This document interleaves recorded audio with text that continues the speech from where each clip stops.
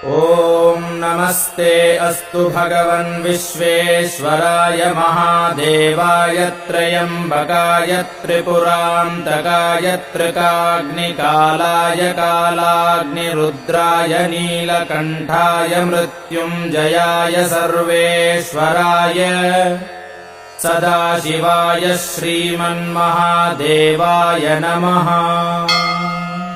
ॐ श्रीगुरवे नमः। ॐ गणपतये नमः। ॐ श्रीशिवाय नमः। ॐ स्थिराय नमः। ॐ स्थाणवे नमः। ॐ प्रभवे नमः। ॐ भीमाय नमः। ॐ प्रवराय नमः। ॐ वरदाय नमः। ॐ वराय नमः।